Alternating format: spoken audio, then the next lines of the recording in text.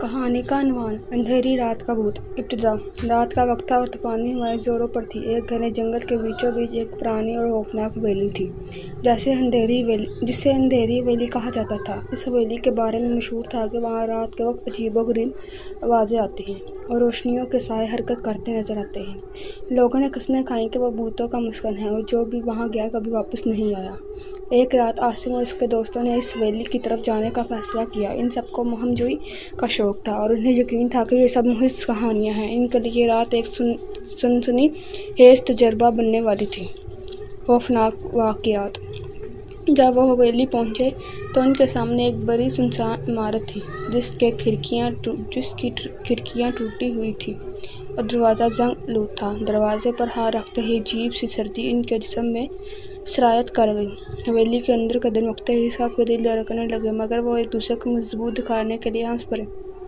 अंदर का मंजर खौफनाक था। एक बड़ा हॉल जिसमें पुरानी बसीदा कुर्सियां और मेज़ें बिखरी हुई थीं और दीवारों पर खूनी निशानात नजर आ रहे थे।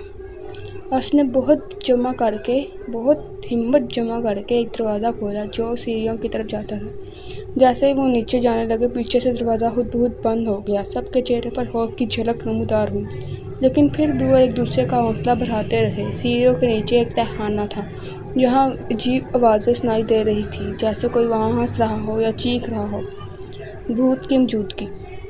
तहखाने में पहुँचते ही एक अजीब सा एहसास इन सब के दिलों में आया, जैसे कोई इनका पीछा कर रहा हो। अचानक एक साया दीवार से निकलकर इनके सामने आया। वो साया आहिस्ता आहिस्ता शक्ल इख्तियार करने लगा। एक लंबी स्याह रूहानी हस्ती जिसकी आंखों में सिर्फ तारीकी थी। वो सब खौफजदा होकर पीछे हट गए, लेकिन वो वजूद इनकी तरफ बढ़ता गया। आसिफ ने हिम्मत की और अपनी टॉर्च की रोशनी इस वजूद की तरफ फेंकी, लेकिन रोशनी ने इसे मजीद भड़का दिया। वो हंसते हुए आगे बढ़ा और इसके सामने खड़ा हो गया। फरार और अंजाम। दोस्तों ने एक दूसरे को जोर से खींचकर बाहर की तरफ दौड़ना शुरू कर दिया। तहखाने का दरवाज़ा खुद खुल गया, जैसे वो भूत इन्हें भगा रहा हो। वो लड़खड़ाते हुए हवेली से बाहर निकले, हाँफते हुए अपनी गाड़ी की तरफ दौड़ने लगे। जब वो वापस कस्बे पहुंचे तो उनके दिलों में खौफ और दहशत का एक अनमट नक्श बन चुका था।